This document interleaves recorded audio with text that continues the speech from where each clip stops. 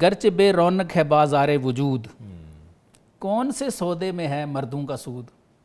علامہ پوچھتے ہیں کہ یہ جو بازار وجود ہے ہمارا جسم ہے، یہ بے رونق ہے،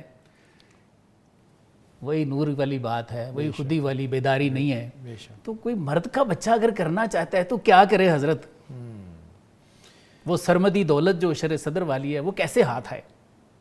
تو سر کیا رومی بتاتے ہیں؟ پیر رومی وہی گر کی بات کرتے ہیں کہ زیر کی بفروش و حیرانی بخر، واہ واہ، کہ یہ جو زیر کی عقل کو ہے بیچ دے اور حیرانی خرید کسی سے، یعنی عشق لے لے، کسی سے عشق آشنا ہو جا۔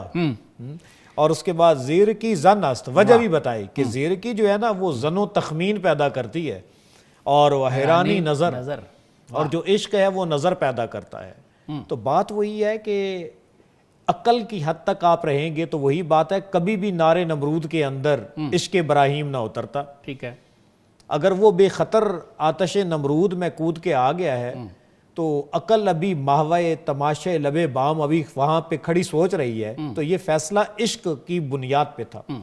تو یہی بات ہے کہ اصل میں جو عقل ہے وہ زن و تخمین کی طرف لے کے جاتی ہے، اور عشق اقدام اور معرفت کی طرف لے کے جاتا ہے۔ بالکل ایسے۔ سر خواجہ صاحب نے ایک کلام فرمایا، میں دو تین صوفیوں کے، چونکہ علامہ خود بہت بڑے صوفی ہیں، مولانا روم جو ان کے استاد ہیں جن سے حضرت کو فیض ہے، وہ صوفیوں کے سردار ہیں، بہت بڑی ہستی ہیں۔ راز مانا مرشد رومی کشود، فکر من بر آستان در سجود۔ ایسے سبحان اللہ۔ تو خواجہ صاحب نے ایک کلام فرمایا، وہ فرماتے ہیں کہ یہ جو حیرانی ہے، اس کو لفظ استعمال فرماتے ہیں تحیر۔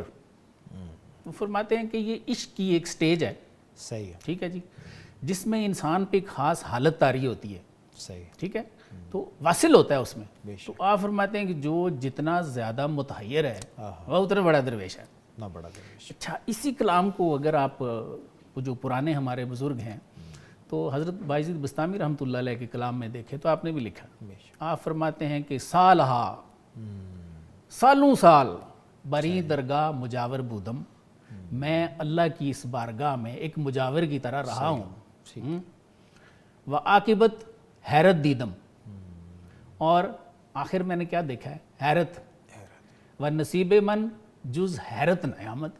فرماتے ہیں آخر جو مجھے چیز ملی ہے اس میں وہ یہی حیرت یا حیرانی یا تحیر ملا ہے۔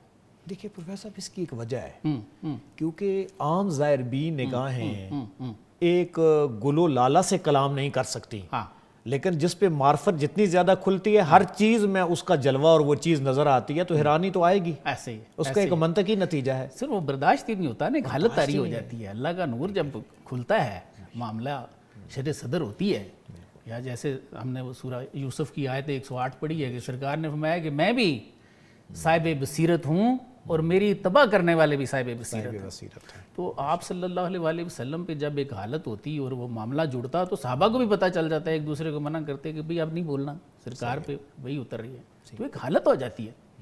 اچھا، علامہ کے پروگرام میں بیٹھے تو ایک پرنسپل ہیں عارفہ، کچھ ان کا نام ہے، شاید لاہور کی ہیں، چھوٹے چھوٹے بال ہیں ان کے، تو ڈاکٹر جاوید اقبال صاحب سے انہوں نے ایک انٹرویو کیا، میں نے ٹی وی پہ وہ سنا، عارفہ سید صاحب، عارفہ سید صاحب، بالکل بالکل۔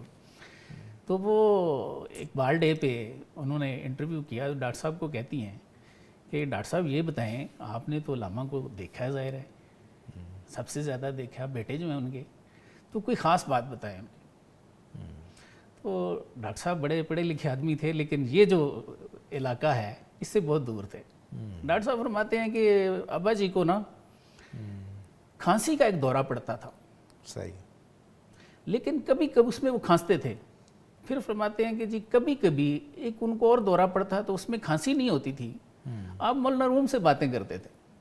اچھا، تو یہ نہیں مجھے پتا کہ یہ کیا تھا، ٹھیک ہے۔ تو وہ سراج اورنگ آبادی نے فرمایا نا کہ خبر تحیر عشق سن، نہ جنوں رہا نہ پری رہی۔ تو یہ ایک حالت ہے جس کو ہمارے صوفیاء نے لکھا ہے، اور میرے خیال میں یہ کیفیت ہی ہے، ایک کیفیت ہے، کیفیت ہے، لفظوں کے قالب ایسے قاصر ہیں اس چیز کو بیان کرنے سے، وہی جانتا ہے، ہم لوگ تو یہ پڑھنے لوگ والے کے لوگ میں ہیں، نہ شناسی تا نہ چشی والی بات ہے۔ بالکل ہے، بالکل ہے۔